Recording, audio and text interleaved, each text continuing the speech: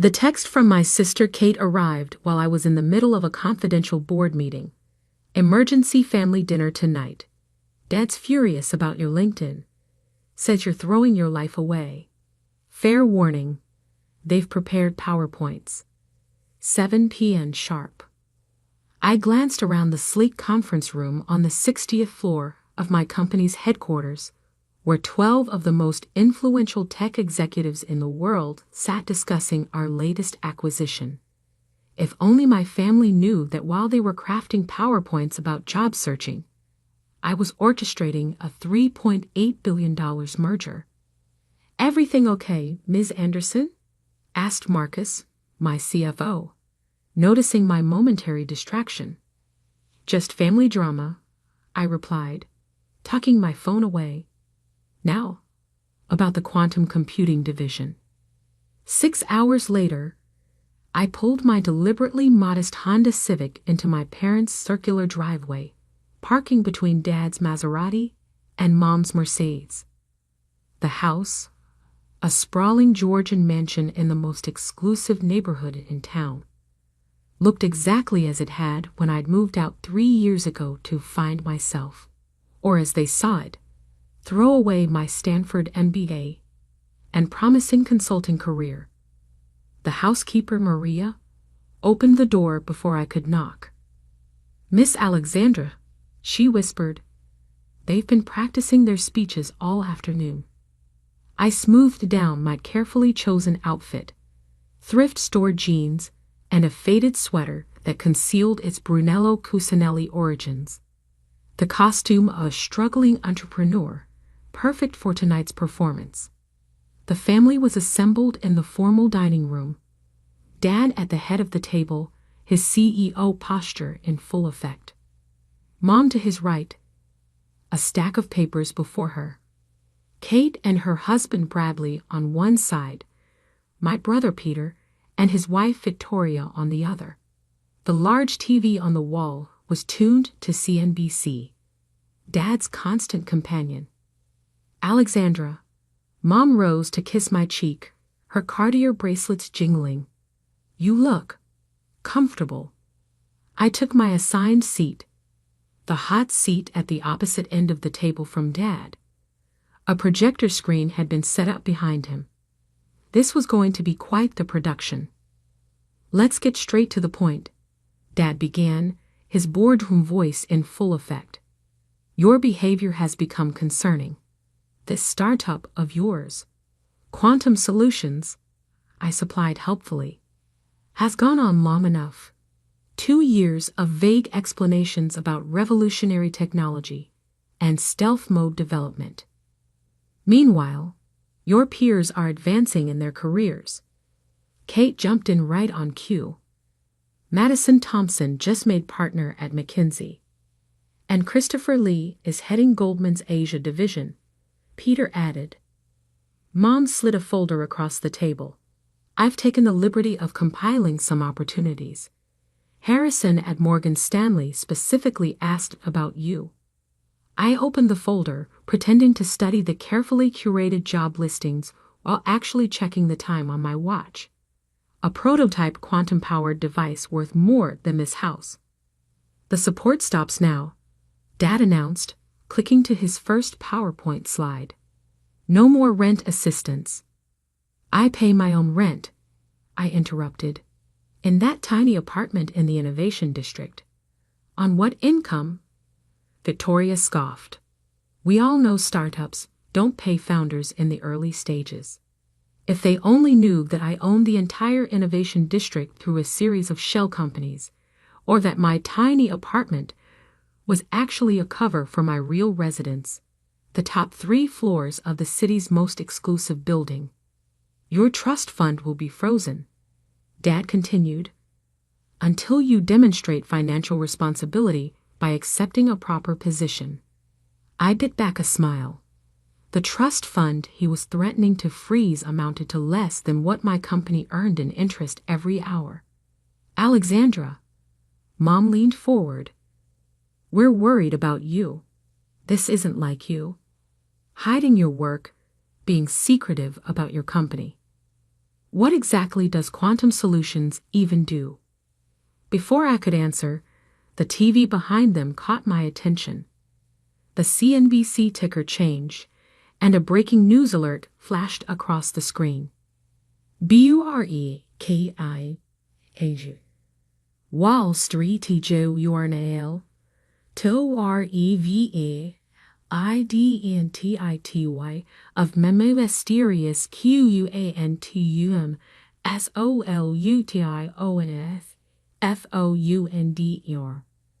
My phone buzzed. Marcus texting. All systems go. Article dropping in 3, 2, 1. No more SUPP or Tanki until you get a real Joby, Dad announced firmly, just as Mom pushed the want ads closer to me. That's when every phone in the room lit up with the same news alert. The TV anchor's voice cut through the silence. Breaking news. The Wall Street Journal has just revealed the identity of Quantum Solutions founder, the secretive force behind what's being called the most revolutionary technology company since Apple. 28-year-old Alexandra Anderson. The room froze. 6 heads whipped toward the TV, where my professional headshot now filled the screen. Has built a quantum computing empire valued at $12.4 billion, making her the youngest self-made billionaire in history. Sources confirm major contracts with NASA, the Department of Defense, and leading tech giants. Mom's water glass slipped from her hand, shattering on the imported marble floor. Dad's PowerPoint clicker clattered onto the table. Kate's phone dropped into her soup. That's impossible, Peter stammered, frantically Googling on his phone. You work in a co-working space. You drive a Honda. I pulled out my actual phone, not the decoy I usually carry to family functions, as it began lighting up with messages from world leaders, tech CEOs, and journalists. Actually, I said, standing up, I own that co-working space, and the building it's in, and most of that neighborhood. The Honda is just practical. Why waste money on flashy cars when you can invest in quantum technology? 12 billion. Bradley whispered, his face pale. 0.4, I corrected. Though that valuation is from last week, it's likely higher now. Victoria, who had been furiously scrolling through news articles, looked up with shock. The Pentagon just confirmed a $5 billion contract. They're calling your quantum encryption the most significant breakthrough in national security history. Alexandra. Mom found her voice. Why didn't you tell us? I straightened my shabby sweater, which probably cost more than their monthly mortgage payment. You never asked. You were too busy telling me what I was doing wrong to notice what I was doing right. My phone buzzed again. The President's Chief of Staff requesting an urgent meeting about our latest defense capabilities. I need to take this, but before I go, I reached into my bag and pulled out 6 thick folders, dropping them on the table. These are non-disclosure agreements. If you want to know what Quantum Solutions actually does, you'll need to sign them. Standard procedure. NDAs? For family? Kate scoffed. Especially for family. I smiled. After all, Dad, isn't that what you always taught me about protecting valuable assets? The TV continued its coverage. Revolutionary quantum computing breakthroughs. Major implications for artificial intelligence, cryptography, and space exploration. The most successful stealth company in modern history. Oh, and Dad. I paused at the door. About freezing my trust fund. No need. I donated it to fund quantum research scholarships last year. All 12 million of it. I figured someone else could put it to better use. I left them there, surrounded by their PowerPoints and shattered assumptions, while their phones exploded with messages from friends and colleagues about their suddenly famous family member. The want ads lay forgotten on the table, next to Dad's now irrelevant presentation about responsible career choices. This was just the beginning. They had no idea what was coming next. The morning after the Wall Street Journal reveal was pure chaos. My real office, a 3-story penthouse command center with panoramic city views, buzzed with activity. Screens displayed real-time data from our quantum facilities worldwide, while my executive team managed the flood of incoming calls, partnership offers, and media requests. "The president wants a private briefing," Marcus reported, handing me my 4th espresso of the day. "Pentagon sending a delegation, and NASA's director is literally begging for an accelerated timeline on Project Helios." I nodded, scanning global market reactions on the central display. "And the family situation?" "Interesting developments there." He pulled up a holographic display. "One of our proprietary technologies, your father's company, Anderson Global, has lost 12% of its market value since yesterday. Investors are questioning why they missed partnering with Quantum Solutions when they had the chance." That made me smile. 2 years ago, I'd presented Dad with a detailed proposal for modernizing Anderson Global's outdated infrastructure. He dismissed it as unproven technology and suggested I learn the basics of business first. My phone lit up with Kate's face, the 15th call since breakfast. "This time," I answered. "The country club is in absolute chaos," she blurted. "Mrs. Worthington, you remember, the one who told Mom you were wasting your potential at last year's charity gala? She's having a meltdown. Apparently, her husband's investment firm passed on Quantum Solutions' first funding round." "How unfortunate for them," I replied, watching our stock price climb another 3%. "And Mom, God, Mom is simultaneously thrilled and furious. She's already redecorated the family room to display every magazine with your face on it, but she's also crying about missing all the important moments." I glanced at the Time magazine cover proofs my PR team had just sent over. "The Quantum Queen: How Alexandra Anderson Revolutionized Technology." The photo shoot had been last month. I told my family I was at a job fair. "Speaking of important moments," I said, "you might want to warn Dad about tomorrow's Financial Times article." They did a deep dive into how Anderson Global rejected our partnership offer. The headline isn't flattering. Kate went quiet. "How bad?" "Legacy CEO's billion-dollar blunder. The partnership that could have saved Anderson Global." "Jesus, Alex, Dad's going toe. Learn a valuable lesson about underestimating people." "Yes, I expect he will." After hanging up, I turned to Marcus. "How's Operation Legacy progressing?" He grinned, pulling up encrypted files. "Right on schedule.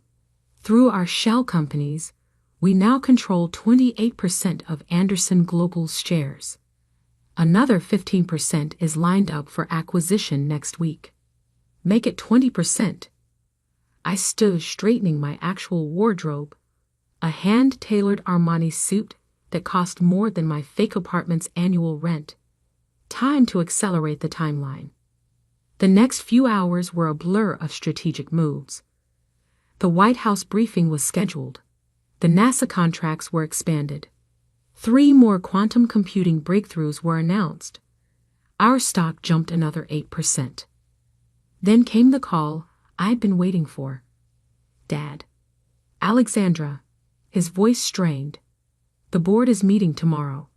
Our major investors are concerned about our technological capabilities, about our future." "How concerned?" "Enough to suggest new leadership might be needed." I let the silence stretch, remembering all the times he'd lectured me about real business leadership at family dinners. I may have a solution, I finally said. Quantum Solutions could consider a strategic investment, under certain conditions. Conditions? Full management overhaul, complete technological integration, and a new board structure. More silence. Then, you planned this, didn't you? All of it? Dad, you taught me to think strategically, to identify weaknesses in the market, to seize opportunities. I watched our latest quantum processor test results stream across my screens. I just applied those lessons more effectively than you expected. The board meets at 10 a.m. I know. I'll be there. Oh, and Dad? Wear your best suit. CNBC will be covering it. After hanging up, I turned to find Marcus with fresh intelligence.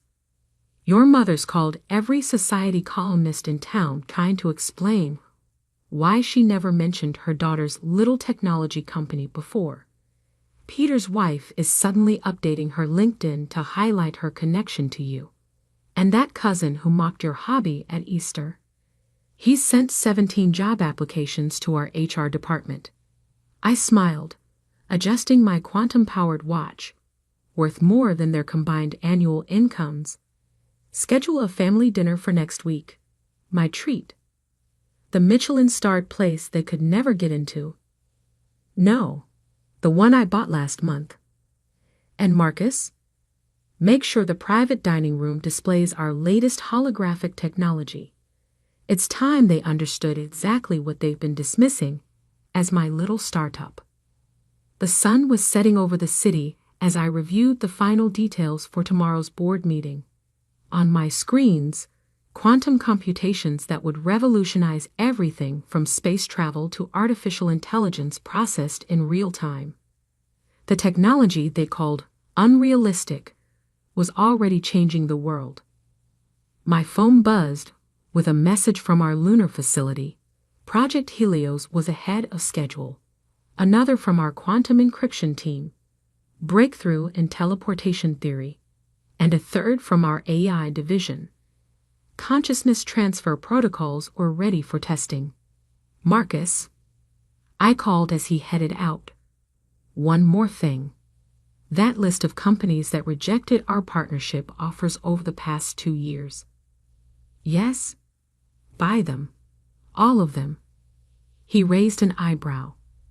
That's 27 companies across 6 continents. 28 actually. Anderson Global just made the list. I turned back to the city view, watching lights flicker on across the empire I'd built while they thought I was finding myself. It's time to show them what real business leadership looks like. The quantum processors hummed softly in the background, calculating futures they couldn't begin to imagine.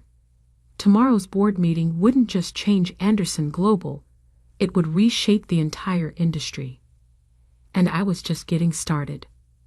The morning of the Anderson Global board meeting arrived with perfect dramatic timing. Rain lashed against the windows of my quantum-powered Maybach as we pulled up to the corporate headquarters, the same building where 2 years ago, security had directed me to visitor parking for my failed partnership pitch. Ms. Anderson, the guard stammered now, practically tripping over himself to open my door. We've been expecting you. Have you? I handed him a tablet. Here's your new security protocols. My quantum AI detected 17 vulnerabilities in your current system. Fix them. The lobby was chaos. CNBC had set up multiple camera positions. Bloomberg reporters huddled near the elevators. The stock ticker above reception showed Anderson Global shares continuing their downward spiral while Quantum Solutions soared. My heels clicked against marble as I crossed to the executive elevator. The same one Dad had once told me was for serious business leaders only. The same elevator where he'd suggested I learn the basics before trying to revolutionize anything. Kate intercepted me at the 50th floor. Her channel suit couldn't hide her anxiety. "Alex, please, can we talk? The family's in crisis. Mom's been crying all night, and Dad is about to learn the difference between legacy and innovation." I checked my quantum watch. Worth more than her house. "The board meets in 15 minutes. I suggest you prepare yourself." Prepare? For what? The future.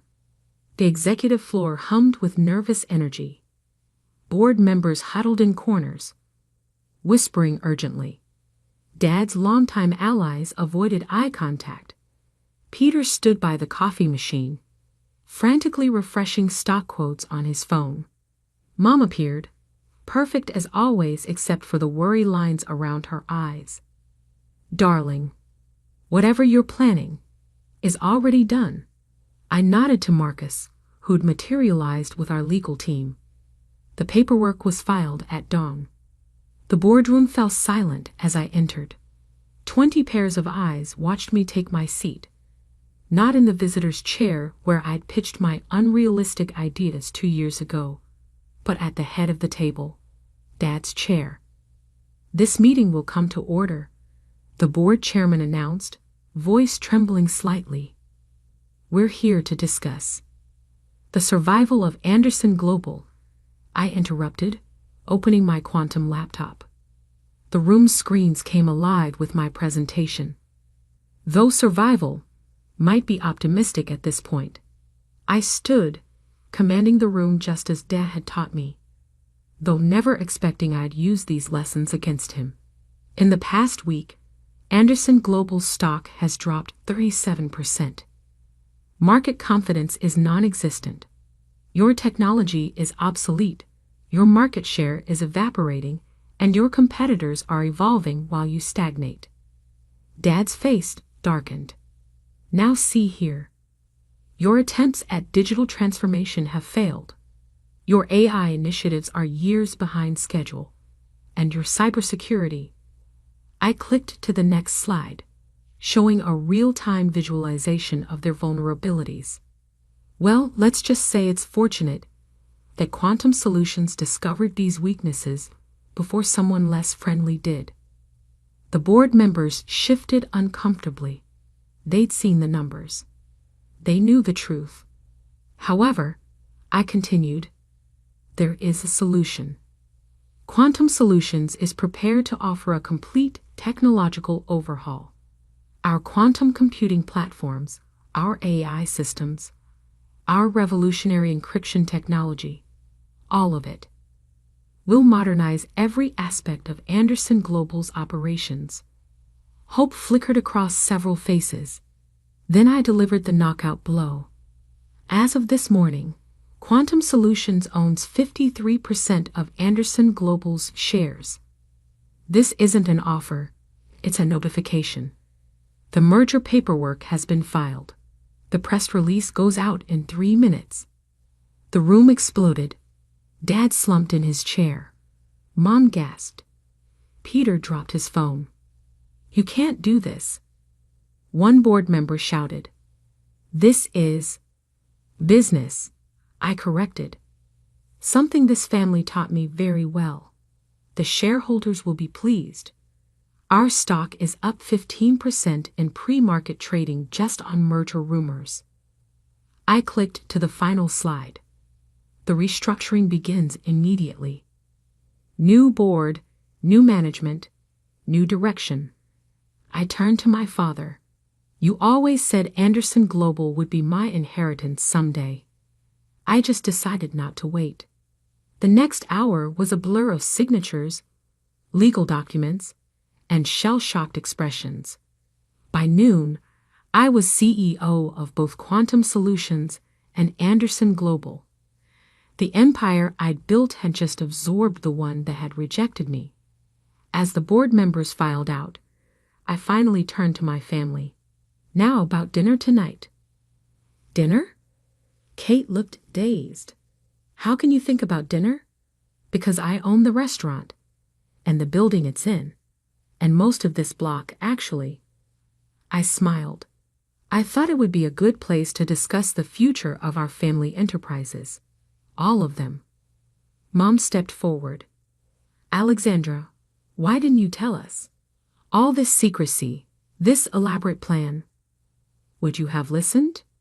2 years ago, I tried to tell you about quantum computing's potential, about the future of technology. You all laughed, called it my hobby. Well, my little hobby just reshaped the entire industry. I gathered my things, ready to head to my first press conference as CEO of the merged companies. Dinner's at 8. Don't be late. And dress appropriately. Forbes wants family photos for next month's cover story. As I walked out, Dad called after me.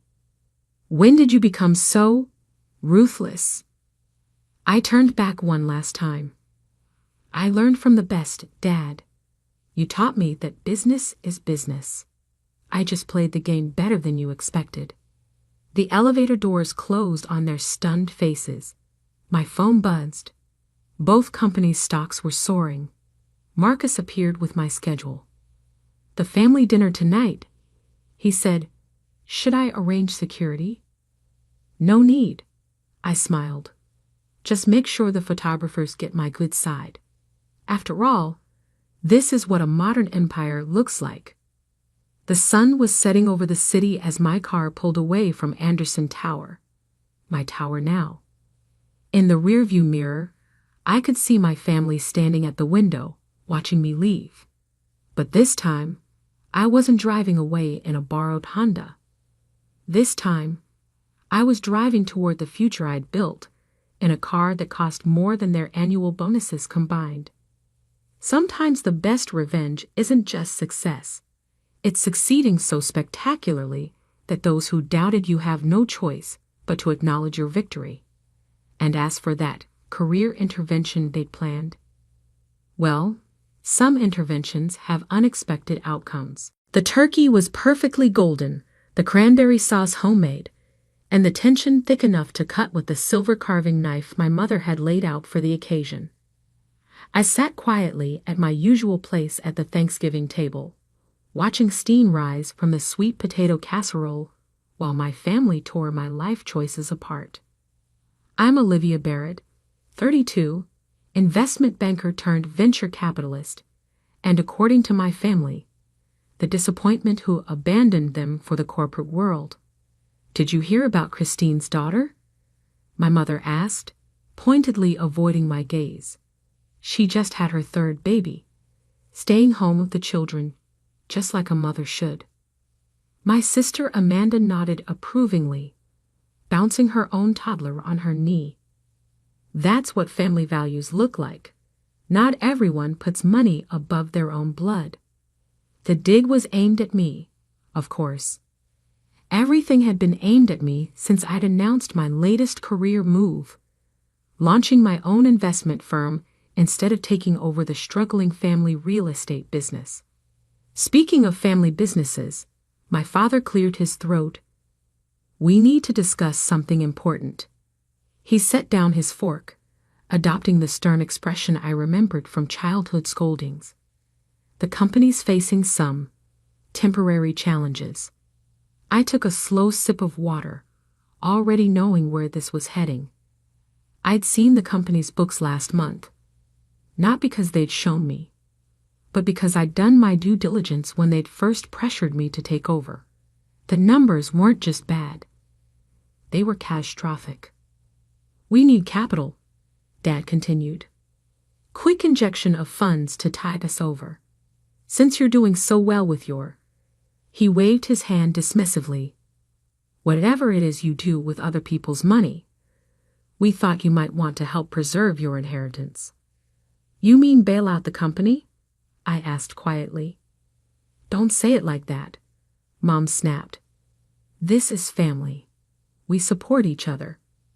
I set down my glass carefully. Have you considered selling some properties? Restructuring the debt? Sell?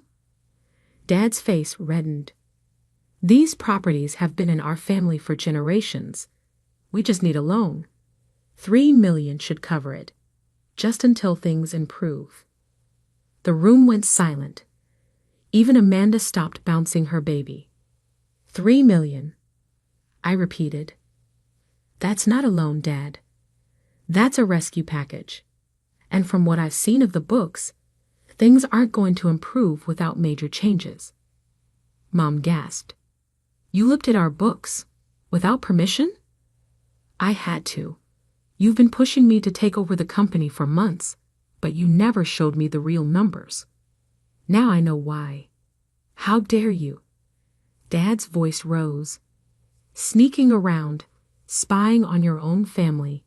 It's called due diligence, I replied calmly. And the company's not just struggling, it's drowning. You've mortgaged everything, including this house, to keep it afloat. You're 3 months behind on payments to suppliers. And the bank's already talking about calling in their loans. Amanda jumped up, clutching her baby like my words might contaminate him. You've been investigating us? What kind of sister does that? The kind who doesn't want to throw good money after bad, I said. I'm happy to help, but it has to be done right. Professional restructuring, new management, maybe even. Enough. Dad slammed his fist on the table, making the crystal glasses jump. We don't need your corporate buzzwords or your conditions. We need loyalty. Loyalty doesn't pay bills, Dad. And $3 million won't fix what's broken in the company's structure. Mom started crying, her usual tactic when things didn't go her way. After everything we've done for you, the private schools, the college tuition, which I paid back, I reminded her. Every penny, with interest. Money, Amanda spat the word. That's all you care about. Not family, not tradition, just numbers in a bank account. I looked around the table, at the faces of people who'd shaped my childhood, who'd pressured me into business school because family legacy, but now resented my success because it didn't serve their purposes. The company can be saved, I said carefully. But not like this. Not by throwing money at old problems. You need to modernize, digitize, maybe sell some underperforming properties. Never SHOW, your face indeed his how you see again. Dad's roar made everyone jump. He stood up, face purple with rage, pointing at the door. Get out. You're no daughter of mine. Coming here with your fancy degree and your judgments, thinking you know better than 30 years of family tradition. Dad, please. Out. We don't need your help, or your money, or your conditions. And don't come crawling back when that corporate world spits you out. I stood slowly, gathering my coat and purse. Mom was sobbing dramatically. Amanda was shielding her baby's eyes like I was some kind of monster, and Dad was already pulling out his phone, probably calling the bank for another emergency loan they couldn't afford. Goodbye, then, I said softly. When you're ready to talk about real solutions, you know where to find me. When hell freezes over, Dad shouted after me. As I walked to my car, I could hear them through the dining room window, already rewriting the story, casting me as the ungrateful daughter who abandoned family in their time of need. What they didn't know was that I'd already seen the notice from the bank. Their main loan was being called in, and the house, the grand family home they'd mortgaged to keep the business afloat, was going to auction in January. I started my car, watching the warm lights of my childhood home glow against the November darkness. They'd chosen pride over practicality, emotion over economics. And in 2 months, they'd learned the hard way that family loyalty doesn't pay the mortgage. My phone buzzed. A text from my assistant. Meeting confirmed with First National Bank tomorrow. They're ready to discuss the Barrett portfolio. I smiled slightly as I pulled away from the curb. Sometimes the best revenge isn't showing people they're wrong, it's letting them find out for themselves. And I had a feeling January's bank auction was going to be very educational indeed. Because while they were screaming at me to get out of their house, I was already making plans to own it. The next 6 weeks passed in a blur of meetings, paperwork, and strategic planning. I watched from a distance as my family's financial house of cards began to collapse, each desperate move making their situation worse. Dad tried everything: refinancing attempts, begging other relatives for loans, even putting Mom's jewelry up for collateral. But their credit was shot, and word had spread through our extended family about their refusal to accept my help.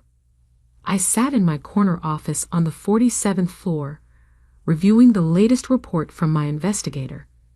The family business wasn't just failing. It was a textbook case of mismanagement. Properties left to decay while Dad chased new acquisitions. Rent collections months behind. Staff jumping ship as checks started bouncing. My assistant, Maria, knocked softly. "Your sister's here." Again. I glanced at the security feed on my laptop. Amanda stood in the lobby, looking less polished than usual, clutching her designer handbag like a shield. "Send her up." 5 minutes later, Amanda burst into my office, her facade of superiority cracking. "You have to help," she demanded without preamble. "The bank's foreclosing on everything. Dad's having heart problems from the stress." I kept my voice neutral. I offered help at Thanksgiving. The response was quite clear. That was different. Dad was proud, angry, but now, she slumped into a chair. "They're taking the house, Olivia. The company. Everything." "I know." I turned my laptop to show her the foreclosure notices. First National is bundling all the Barrett properties for auction, including the house. Amanda's eyes widened. "You've been watching this happen? Doing nothing?" "Not nothing. I've been preparing." "Preparing for what?" I pulled out a thick folder. "The business can be saved. I have a complete restructuring plan, financing lined up, even potential partners ready to invest. But it would mean changes. Big ones." "What kind of changes?" "Professional management, digital systems. Selling about 40% of the current portfolio to focus on core properties." And I met her eyes. Dad would have to step down. She recoiled. "You want to take over? After walking away?" "I never walked away, Amanda. I got pushed out for suggesting exactly these changes 3 years ago. Remember?" She did remember.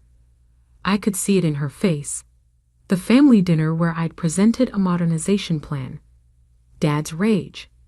Mom's tears. Amanda's smirking support of their rejection. "But that's not even the biggest problem now," I continued. "The house goes to auction next week. Unless someone can come up with—" I checked the papers, $2.7 million to clear the mortgage and liens. Amanda's face crumpled. "We can't lose the house. Mom's devastated. My kids. Their rooms, their memories. There might be a way," I said carefully. "But you won't like it." "What way?" "I buy the house. Through my company. You all stay as tenants until the business situation is resolved." "Tenants?" She spat the word. "In our own home." "It's not your home anymore, Amanda. It's the bank's. Next week, it'll belong to whoever wins the auction. And you're just going to swoop in and buy it? Like some vulture?" I leaned back, studying my sister. Same superior attitude. Same inability to face reality. "No," I said finally. "I'm going to offer a solution. One last time. Take this folder to Dad. Tell him to read it. Really read it. If he agrees to the restructuring plan, I'll buy the house and hold it in trust for the family. If not—" "If not?" Then I'll still buy it, but as an investment property, and you'll all need to find somewhere else to live." She stood up, shaking. "You're blackmailing us." "No, I'm offering a business solution to a business problem. The fact that it's family doesn't change the economics." "Dad will never agree." "Never." I shrugged. "Then I guess I'll see you at the auction." After she left, Maria brought in my afternoon coffee. "Rough meeting?" "Predictable meeting," I corrected. "They want help, but only on their terms. Still thinking they can dictate conditions from a position of bankruptcy." My phone buzzed. A text from Mom. "How dare you threaten to evict us after everything we've done for you?" I showed it to Maria. "See? They're already rewriting the conversation. Want to bet how long before they're telling everyone I'm trying to steal their home?" "The auction's next Thursday," Maria noted. "Should I clear your schedule?" "Yes, and call First National. Tell them Barrett Ventures will be submitting a bid." I turned to the window, watching the winter sun glint off neighboring skyscrapers. Sometimes you have to let people hit bottom before they'll look up. That evening, I drove past the family home. Christmas lights still hung crookedly from the eaves. Dad always insisted on putting them up himself, even though he had no eye for detail. Light glowed from the dining room windows, and I could see them gathered around the table, probably having another crisis meeting, plotting ways to save their pride while losing everything else. My phone lit up with a call from an unknown number. The bank manager. "Ms. Barrett, there's been a development.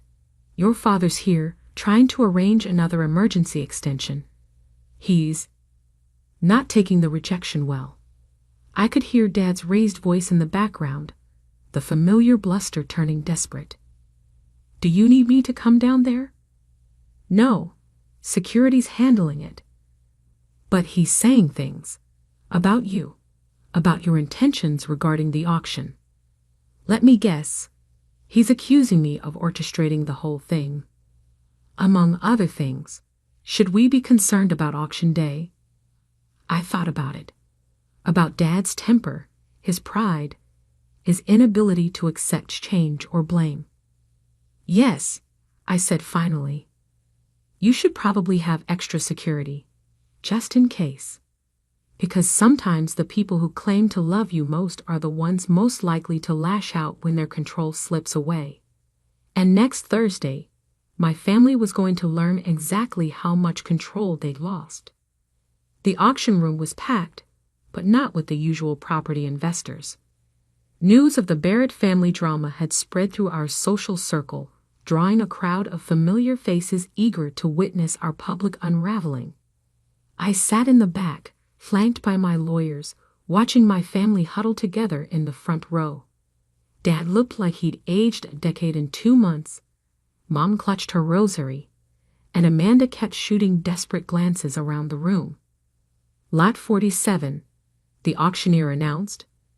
The Barrett family estate, including main residence and adjacent properties. Opening bid at $2.7 million. The room hushed. That price would barely cover the outstanding mortgage and liens. 2.8, called out a voice I recognized. James Wilson, Dad's oldest business rival. Dad's shoulders stiffened. Wilson had been trying to buy our properties for years. 3 million, came another bid. 3.2, 3.5. I stayed silent, watching the numbers climb. My phone buzzed. A text from Amanda. "Please, don't let them take our home." Up front, Mom was openly crying now. Dad's hands were clenched into fists. 4.2 million. Wilson called out, looking smug. The auctioneer scanned the room. 4.2 million. Going once. Dad stood up suddenly. "This is a conspiracy," he shouted. "My own daughter, working with our competitors to steal our legacy. Security moved closer as whispers rippled through the crowd. "Sir, please sit down," the auctioneer warned. 4.2 million. Going twice. I stood up. $6 million. The room went dead silent. Mom stopped crying. Amanda's mouth fell open. Dad turned slowly to face me, his expression a mix of shock and fury. $6 million, the auctioneer repeated. "Do I hear any other bids?" Wilson shook his head slightly. No one else moved. "Sold, to Barrett Ventures for $6 million. I walked to the front to sign the paperwork, feeling every eye in the room on me. As I passed my family, Dad grabbed my arm. "You planned this," he hissed. Waited until we were desperate, then swooped in like a vulture. I met his gaze calmly. "No, Dad. I offered help months ago. Years ago. You chose this path." "Ms. Barrett?" The auctioneer held out the papers. "We need your signature." After signing, I turned to address my family. "You have two choices. 1. Accept my original offer. Professional management of the business, restructuring under my terms, and you stay in the house while we rebuild. Or," Amanda whispered, "or you have 30 days to vacate the property. You throw your own family into the street." Mom's voice rose dramatically. "The same family that threw me out at Thanksgiving?" I countered. "The same family that's been calling me a vulture and conspirator?" "Yes, I would. Business is business." "What happened to you?" Dad asked softly. "When did you become so cold?" "I learned from the best, Dad. All those lessons about tough decisions and business first. I was paying attention." I handed them a card with an address. "My office. Tomorrow at 9 a.m. Bring the company books. All of them this time. If you want to save anything from this wreck, that's your chance." "And if we refuse?" Dad challenged. "Then I hear there are some nice apartments available across town. Much easier to manage than a big old house." As I walked out, Wilson stopped me. "Impressive play, Olivia. Your father taught you well." "No," I smiled slightly. "I learned this on my own. He just taught me what not to do." The next morning, I arrived at my office early. Maria had coffee waiting. "They're already here," she said. "All of them, even Amanda's husband." I checked my reflection in the window. Power suit perfect, expression neutral. 5 years of corporate battles had taught me the importance of appearances. "Send them in." They filed in silently. No accusations this time. No dramatic tears. Just a family finally facing reality. Dad placed a stack of folders on my desk. "Everything's here. All the books, all the accounts, including the secret set you keep in your desk drawer." He flushed but added another folder to the pile. "Good. Now we can begin." I spent the next hour outlining my plan. Professional management team. Digital systems. Strategic property sales. Dad would remain as chairman emeritus, a title with no power, but saving face in the community. The house will be held in a family trust, I concluded. No one can sell it or mortgage it again. Ever. You can live there as long as you follow the trust conditions. "Which are?" Amanda asked. "Monthly family meetings, complete financial transparency, and mandatory business education for the next generation. No more running on ego and tradition." Mom touched Dad's arm gently. "Robert, please. For the family." He stared at me for a long moment, this daughter he dismissed for so long. Finally, he nodded. "Where do I sign?" As they left my office 2 hours later, ownership papers signed and transition plan in place, Amanda hung back. "Why?" she asked simply. After everything we said, everything we did, why help us? I thought about the little girl who'd once watched Dad make deals around the dinner table, dreaming of being just like him. About the young woman who'd seen the flaws in his methods but couldn't make him listen. Because sometimes saving family means saving them from themselves, I replied. And sometimes the hardest lesson is learning that the person you pushed away is the only one who can pull you back up. She nodded slowly. The house. Will it ever really be ours again? No, I said honestly. But maybe that's good. Maybe we all needed to learn that home isn't about ownership. It's about respect, understanding, and sometimes tough love. That evening, I drove past the family house one last time. The Christmas lights were still crooked, but somehow they looked different now. Less like a symbol of Dad's stubborn pride, more like a reminder that imperfect things can still shine. My phone buzzed, a text from Dad. Thank you. I was wrong. About everything. I smiled slightly. Sometimes the biggest returns don't show up on balance sheets. Sometimes they come in moments of truth, in broken pride rebuilt into wisdom, in families learning that love doesn't mean enabling, and strength doesn't mean never asking for help. Because while they'd once screamed at me to never show my face again, they'd finally learned to see me. Really see me. And sometimes, that's worth more than any property portfolio. The turkey was perfectly golden, the cranberry sauce homemade, and the tension thick enough to cut with the silver carving knife my mother had laid out for the occasion. I sat quietly at my usual place at the Thanksgiving table, watching steam rise from the sweet potato casserole while my family tore my life choices apart. I'm Olivia Barrett, 32, investment banker turned venture capitalist, and according to my family, the disappointment who abandoned them for the corporate world. Did you hear about Christine's daughter? My mother asked, pointedly avoiding my gaze. She just had her third baby.